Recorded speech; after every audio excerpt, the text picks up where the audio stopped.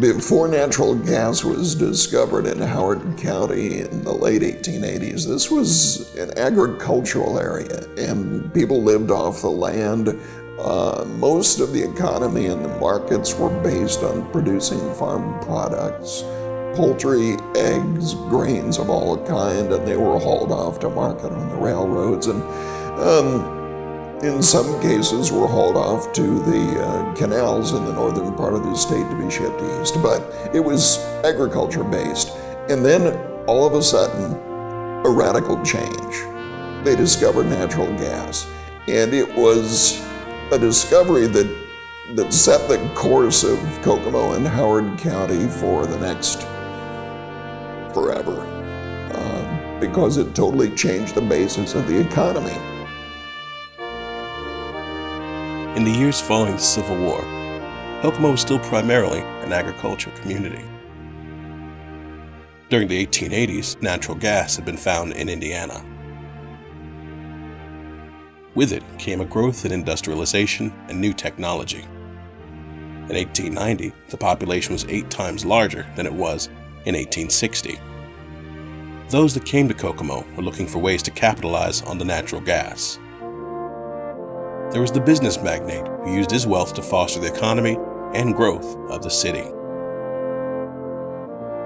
And the pioneer who would go on to discover new technology that would alter the future of the world.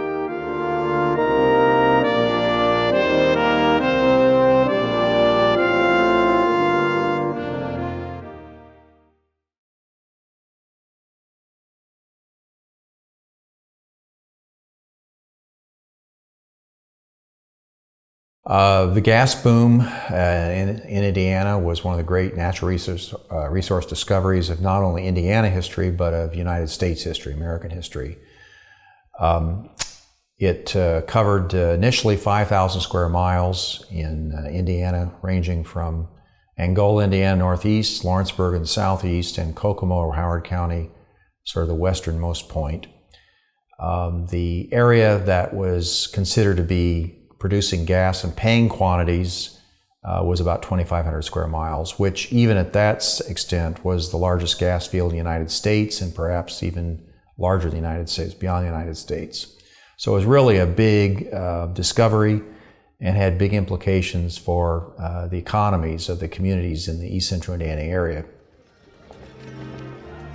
In March of 1886, a paper circulated throughout Kokomo. It contained a list of names of individuals and businesses willing to invest $100 for the purpose of boring for gas at 2,000 feet. The first rig was put up on the south side of the Wildcat in a cornfield belonging to A.F. Armstrong. On October 6th, the drill struck gas at 900 feet. The Gilded Age was upon Kokomo, Indiana. The largest well was on the farm of Fred Schrader. It sent up a flame up to 75 feet. The flame lit the country for miles, and the farmers harvested their fields at night by its light. Kokomo experienced a boom in real estate with an offer of free gas to anyone willing to locate their business in a small town. Of course, people immediately realized the potential for factories and businesses, industry being attracted to the state because this had happened previously in Northwest Ohio. And so there became a group called boomers in particularly the big four cities, I'll call them, in East Central Indiana. The big four were county seats that first realized the potential of the gas boom for booming their economies. And these were Muncie, Anderson, Marion, and Kokomo. Monroe Seiberling was born the 6th of 15 children in Summit City, Ohio. Seiberling, along with Arthur Conger, William Raymond, and Martin Williams, created the Kokomo Strawboard Company. It was interesting to me that in a short amount of time, the farmers were complaining that he was polluting the Wildcat, and there was enough of a complaint that Monroe sold the strawboard business on and then started the diamond plate glass business. The Diamond Plate Glass Company employed a large amount of immigrant workers and was the main industry in Kokomo. In 1889, Seiberling purchased 2 acres from David Spraker for $2,500. he began planning and constructing his house. It was complete in 1891 for $50,000. He was very much into impressing people. And the reason I say that is because of a couple of the architectural features of the building itself. For example, on the front of the building, there's what appears to be a balcony on the west side, second floor. And you might think someone would be able to spend some time sitting on that balcony, maybe looking at the road, whatever. And in reality, if you go into the bedroom behind that balcony, there is no real entrance. It's just another sash window like all the rest of the windows in the house. So unless one of the family members wanted to crawl out through the window and sit on that balcony, it really served no functional purpose. Additionally, the great big arch in front of that balcony that appears to be stone is actually made out of sheet metal. There are a lot of features of the building that were made out of sheet metal, and it's just a facade on the front of the building. Seiberling and his family did not live in their new mansion for very long. In 1895, they moved to Peoria, Illinois.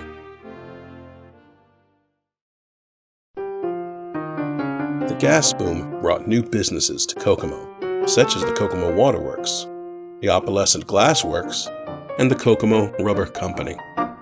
This was a period of economic and infrastructure development for the city. This was a period of innovation, creativity, and new technology. The times were changing. American industry was on the rise. Immigrants from Europe were seeking the American dream. The agricultural community of Kokomo would be changed forever.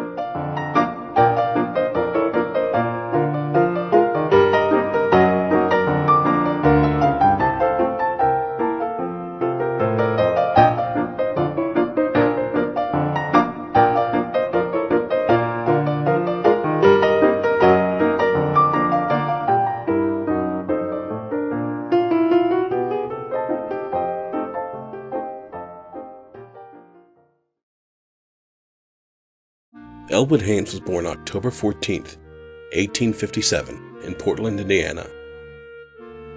Haynes gained much of his characteristics from his father. Jacob March Haynes was a Republican, Presbyterian, Prohibitionist judge in Jay County. He was a strong family man and a stern father.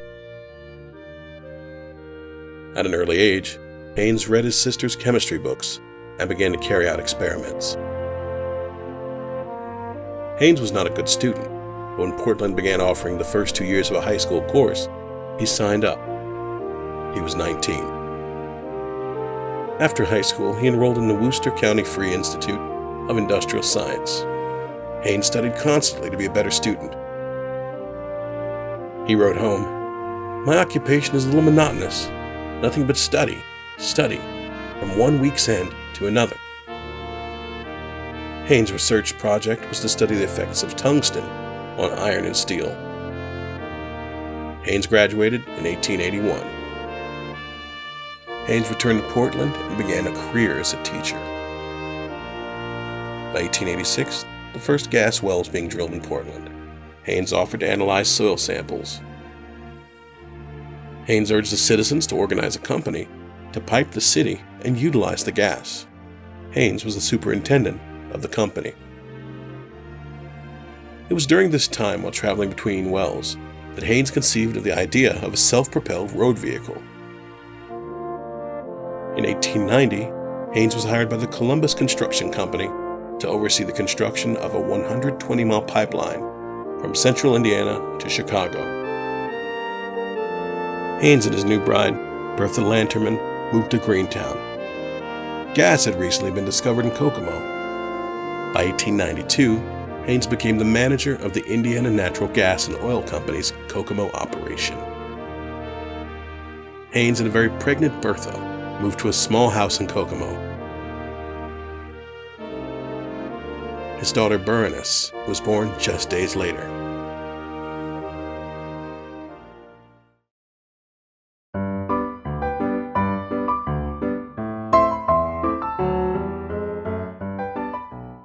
During a trip to the 1893 World's Fair in Chicago, Haynes saw a one-cylinder, 1-horsepower since gasoline-powered engine. Soon after, Haynes purchased one of the engines and had it shipped to his house. Haynes took the engine into his kitchen and started it up. It tore up the floor, and Bertha made him move it to the shed. Haynes used his shed as a lab, doing metallurgic studies and drawing up plans for his horseless carriage. With the automobile plans finished, he visited the Riverside Machine Works, looking for machinists to build his contraption. Haynes made a deal with the owners of the shop, Elmer and Edgar Apperson.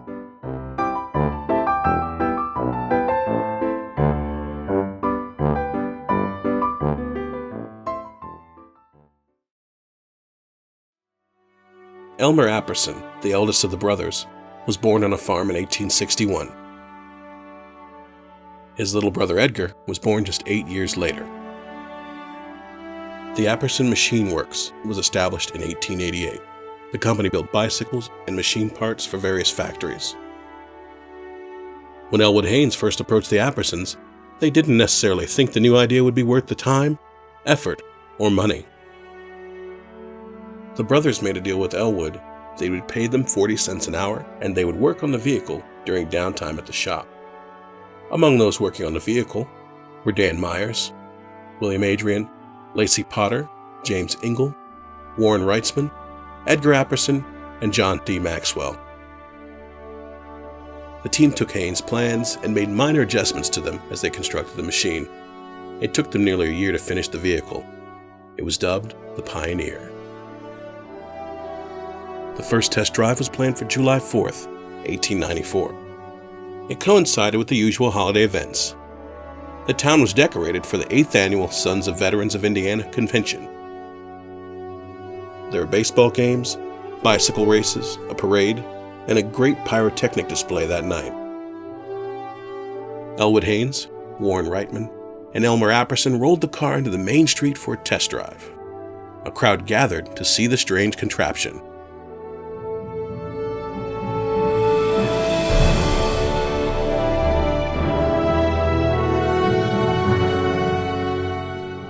Soon enough, the three men were convinced to tow the vehicle with a team of horses to Pumpkin Vine Pike.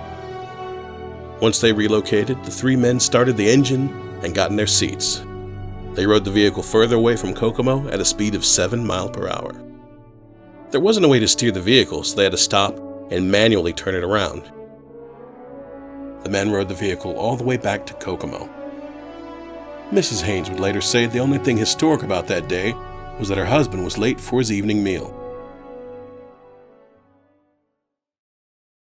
Now, one of the early things that was done to try to prove the automobile, there were some people who really believed in the automobile. And you'll see in 1895, a race sponsored in Chicago around Thanksgiving by one of the local papers. And Haynes intended to participate in this. He took a car up there. Which car this is, I am not certain, and I don't think anybody truly is certain which car this is.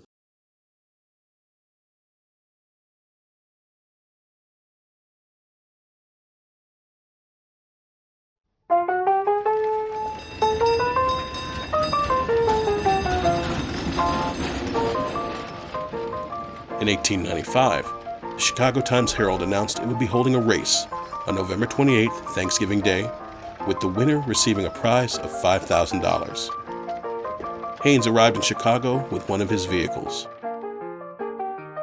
As he was driving down Michigan Avenue, he was stopped by a policeman in order to leave the boulevard, as nothing like horseless carriages were permitted. Haynes would later advertise this as the first ticket. 83 cars entered the race, only 6 actually competed. Haynes' car was favored to win the contest. On the way to the initial location, the vehicle was wrecked and damaged. It could not be entered. Snow fell heavy and the roads were muddy. Only 2 cars finished the race: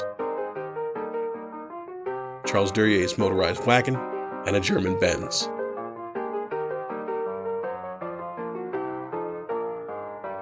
The Apperson brothers changed their minds about the foolishness of the automotive endeavor. In 1898, the Haynes-Apperson Company was incorporated. In 1898, the company built 5 cars. In 1901, they would produce 240 cars. The first cars were built and delivered to the customer, and they were taught how to drive and care for their vehicle. In November of 1901, Haynes and the Appersons chose to dissolve their partnership. In 1906, the Appersons created the Jackrabbit.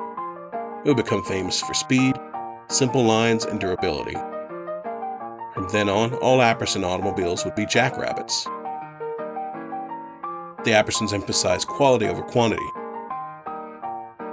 In 1906, they produced 2,000 automobiles. Haynes Company manufactured 7,100. Haynes and the Apperson brothers entered their vehicles in several races, including the Vanderbilt races. The Appersons were more interested in racing than Haynes. They entered an automobile in the inaugural Indianapolis 500 on Tuesday, May 30th, 1911. Their driver was a successful Vanderbilt racer named Herb Lytle. He had driven in 6 of the 9 Vanderbilt races. His best finishes were 1 win, 1 second place, and 1 third.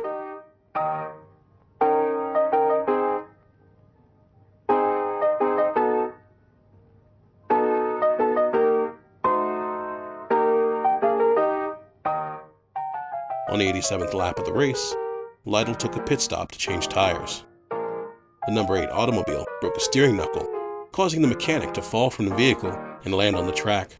The number 7 Westcott tried to avoid the mechanic and swerved to the left and hit the number 35 Apperson. The Apperson flipped over. Lytle would not go on to finish the race.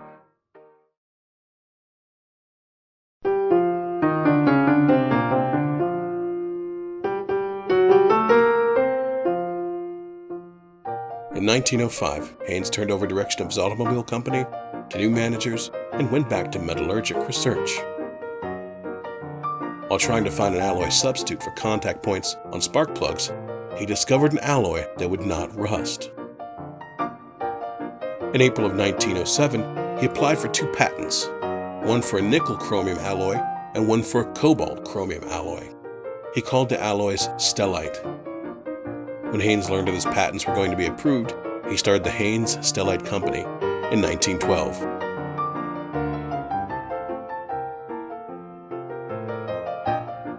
Despite his focus on new ventures, Haynes could not escape the limelight of the automotive world. The roads in the early 20th century were made of dirt or brick. There were no good roads to travel long distances.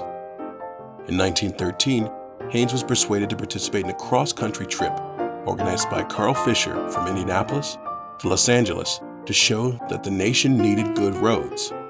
It was the Good Road movement, and their ultimate goal was a highway stretching from New York to San Francisco. 20 Indiana cars left Indianapolis on July 1st.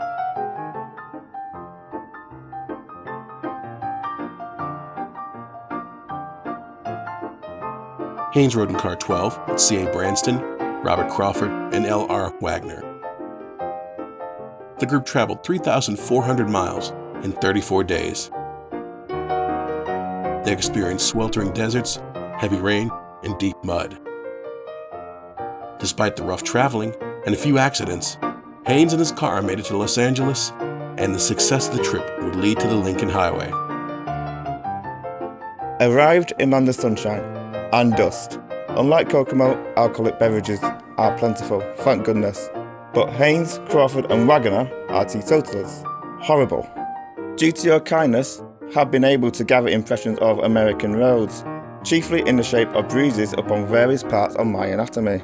Rockies fine, Salt Lake City ditto, the lake smelly, the desert beastly, Reno ripping.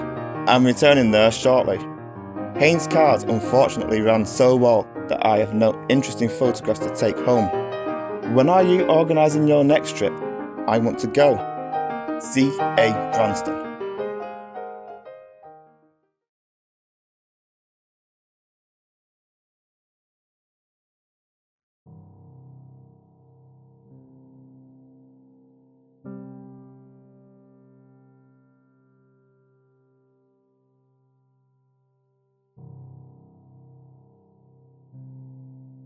By 1918, the United States had entered the Great War.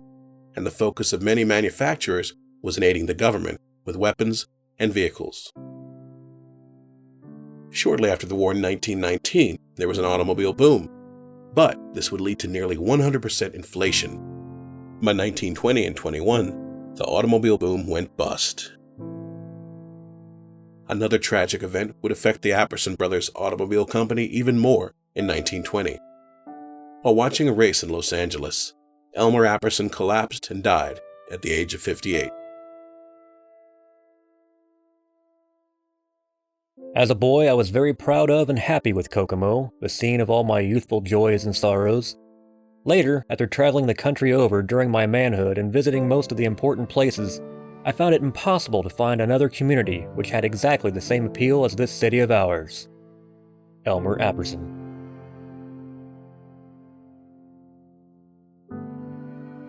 Edgar took over as president, but could not get the company to compete with larger companies. He sold his interests after a few years and retired and moved to Phoenix, Arizona. The company closed its doors in 1926.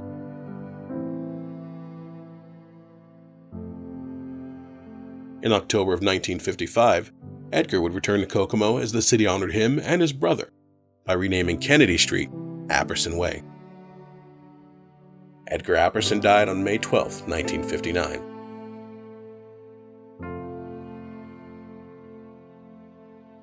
On July 4, 1922, Elwood Haynes would be honored with a granite monument bearing a stellite plaque near the site of the first running of the Pioneer.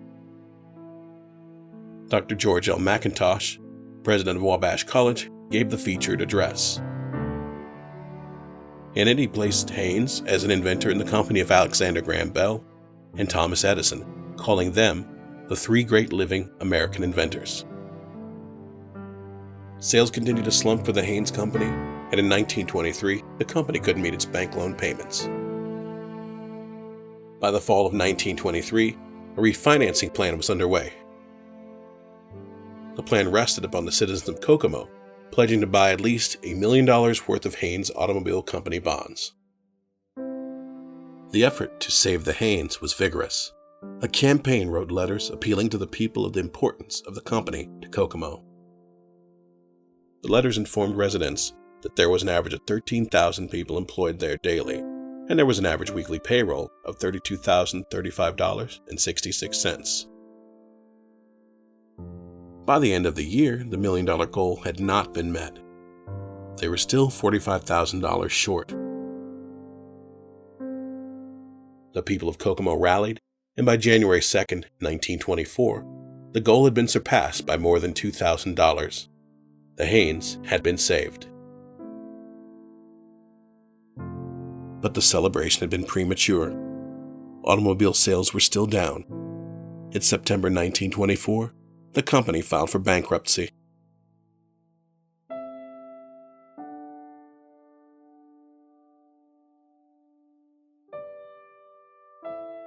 In January of 1925, the National Automobile Chamber of Commerce honored Haynes along with 10 other automotive pioneers. Others honored included Edgar Apperson and J.D. Maxwell. Haynes returned home from the trip suffering from the flu. He traveled south to better climates, but returned again, still sick. Despite several attempts to gain better health, his conditions worsened, and a double dose of flu caused heart problems. On April 13, 1925, Elwood Haynes died surrounded by his family. 6 days before his death, Haynes said, "Taking it all together, this Haynes auto business has certainly been a trial to us all." During his time, he was known throughout the nation, and yet today he is a relatively unknown inventor that changed the world. In January of 1944, a Liberty ship was named the SS Elwood Haynes, in Haynes' honor. A man's work in life is not very great at best when compared to the sum total of human effort. And after all, it is the good that we may be able to do for our fellow man, and not the glory of achievement, that really counts. Elwood Haynes.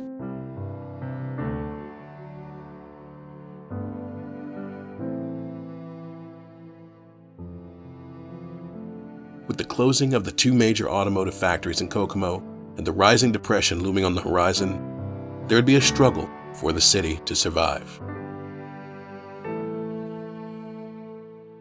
It would take two companies that had long-stretching connections to Kokomo's automotive heritage to bring the city back from the brink.